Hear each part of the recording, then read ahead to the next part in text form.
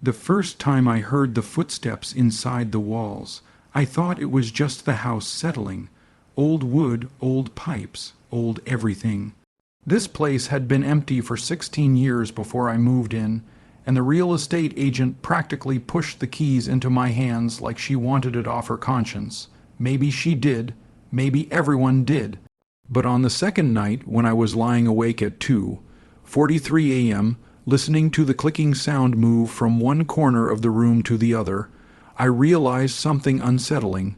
The steps had rhythm, a pattern, a human pace, slow, careful, as if someone was trying not to be heard but failing just enough for me to notice.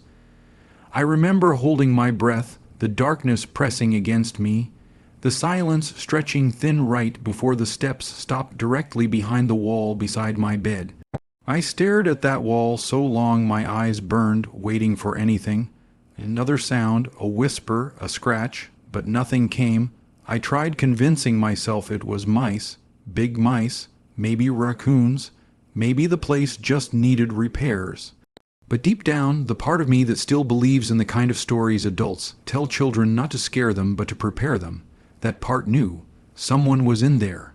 The next morning I walked the entire house, tapping every wall like I could decode the sound. Hollow, hollow, hollow, a bit denser near the living room, hollow again. There was so much empty space inside these walls that it made my skin crawl. By day 3, the noises weren't just at night. They were everywhere. Light knocks in the kitchen, like fingertips drumming next to the cabinets. A dragging sound near the laundry room, slow and deliberate, like someone pulling their body across the internal frame of the house. Once, when I opened the fridge, something inside the wall behind it shuffled, almost reacting to the sudden light, and then came the breathing. I was in the hallway, just about to switch off the light, when I heard a long exhale behind the plasterboards. A tired, shaky breath, low enough that I felt it instead of heard it. That night, I left all the lights on. By day 6, I realized the sounds followed me. When I walked to the bathroom, something moved one panel behind me. When I stood still, the noise paused too. If I changed direction, whatever was inside mirrored me, always close, always pacing, always listening. I tried calling the real estate agent. The number was disconnected. I called a local inspector, but he never showed up. When I called again, the number went straight to voicemail. I called the police with a shaky voice, saying, "I think someone's in my walls." They asked if I was intoxicated, mentally stable, or joking. After a few uncomfortable questions, they said they'd send someone. No one ever came. That night, the breathing grew louder.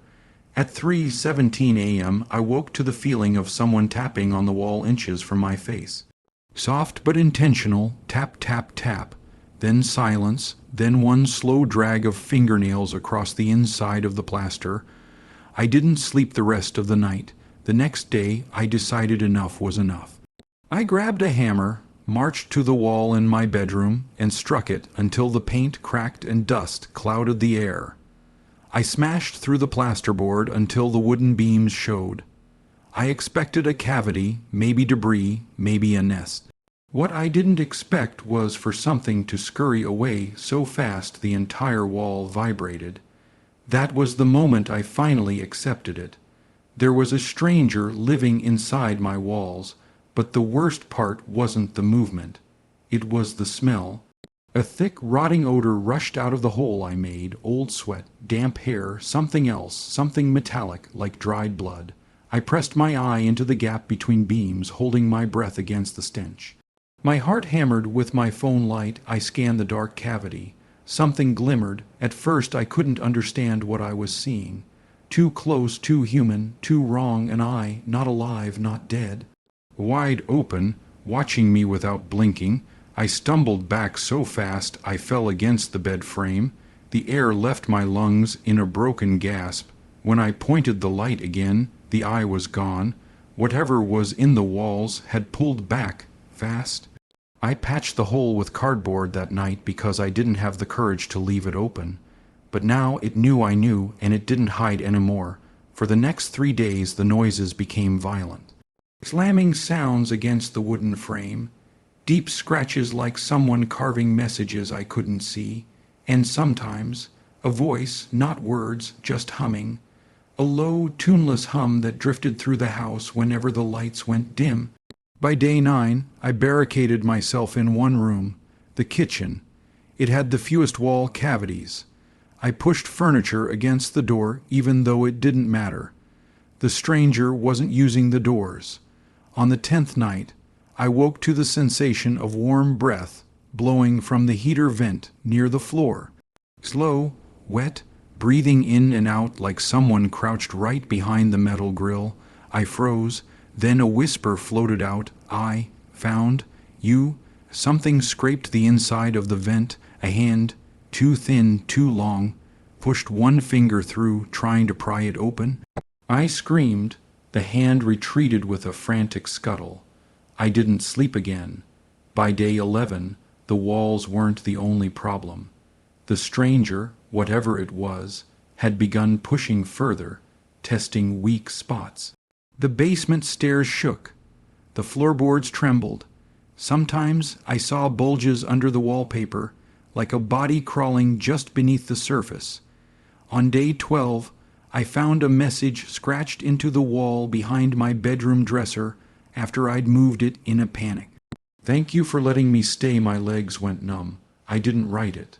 That night, while I hid under blankets like a terrified child, the humming returned. But now it was right outside the wall next to me. Something pressed its face against the plaster so hard the outline of a mouth formed.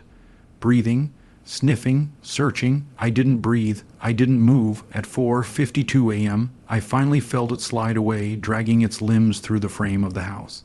Only then did I let myself cry. By the next morning, I had packed everything. I didn't care about the house, the money, anything. I ran outside, jumped into my car, and drove without looking back. But as I reached the end of the driveway, I saw something in the attic window. A face smiling. It lifted one long, pale hand and waved at me, like it knew I'd never come back, like it had won. I drove until the house disappeared in the rearview mirror. I'm writing this from a motel 2 towns away. I don't know what lived in those walls. I don't know how long it was there. I don't know if it was human or something pretending to be human. All I know is this: when I left the house, the humming didn't stop. And last night, at exactly 3:17 a.m., I heard it again. Coming from behind the motel wall, it followed me. The stranger in my walls isn't trapped in that house. It's trapped with me, and I think it's getting closer. I hear it now, right behind the plaster, breathing, listening, waiting the end.